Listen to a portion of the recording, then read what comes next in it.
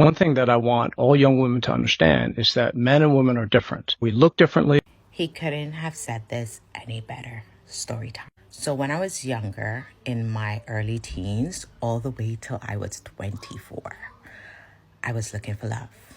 Now, in my eyes, for some reason, from a young age, I thought a man loved you when they were sexually intimate with you. I believe I got that idea from watching porn in an adult room when I was young. We'll get into that story another day.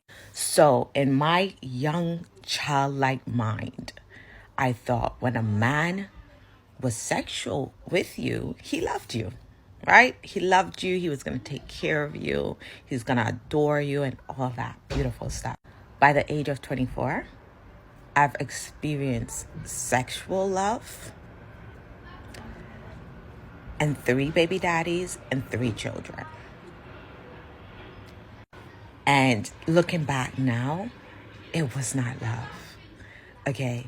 And so this man said this so plain and so clear. He said a man's desire for sex and a woman's desire for intimacy, which is emotional and spiritual, is completely different.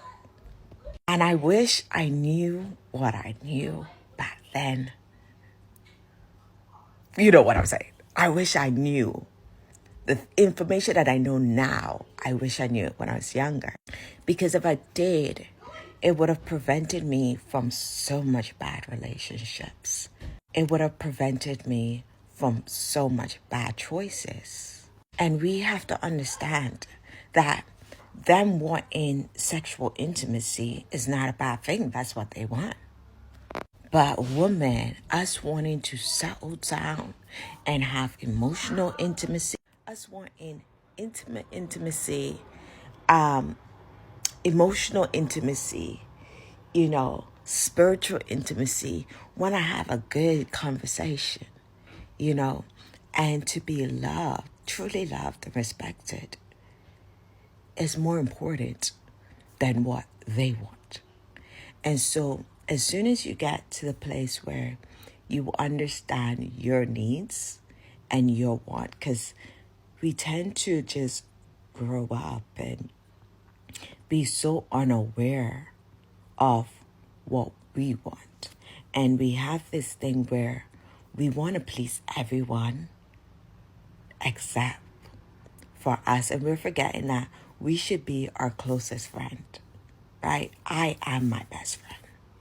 I am my best provider, my best protector. Do I have space for my husband to be my friend, be my provider, yes, but I know what I want more, right? I know what I need in the time that I need it and when my seasons change. So when you become aware and you start sourcing and start deciding, okay, I want a relationship, but is this person aware enough, conscious enough, truthful enough to identify or to be very plain and clear to me with what he wants? Okay. And so as soon as you know, okay, my priority is friendship, my priority is emotional, spiritual connection, communication. As soon as you know this and you put this on the table and you stick to this, it's going to a lot of men's going to scatter. And I'm going to give you an example. So once I became aware of my mistakes of thinking that men want sex, want sex, but they also want a true relationship, thinking that, just because they have sex with me, it means that they love me, care about me. Once I became aware of the truth, and that was not the truth, I started to carry myself differently. And it's so funny when I see people say, oh, you have children already. So what does that mean? Because I have children, I must keep doing the same thing that I was doing before, which caused me to have children? Or should I do something different so my situation changed and things are different. So I stopped having sex. I just stopped. And here's the thing, when you stop having sex, and it was the first time in my life since I became sexual very early till the age of 24 that I stopped. No sex, right? A whole good year of no sex. And for me, it wasn't hard because I do feel like I had so much help from the Most High God, right? So no sex.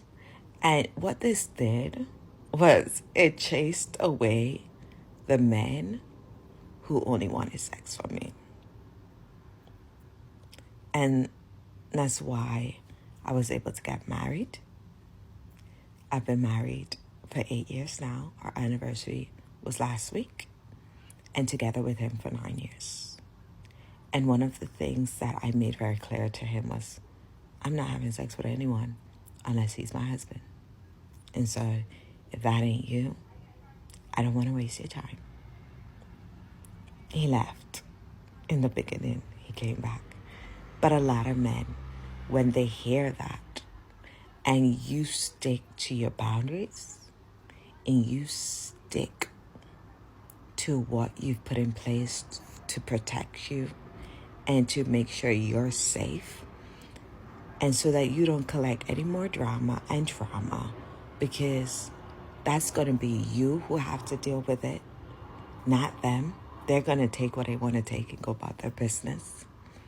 So once you put your boundaries in place and you stick to it, you don't move that boundary line for no one, it's going to separate the people who wants you for your body and the people who want to know you as a person, to know you emotionally, to know you in an intimate way.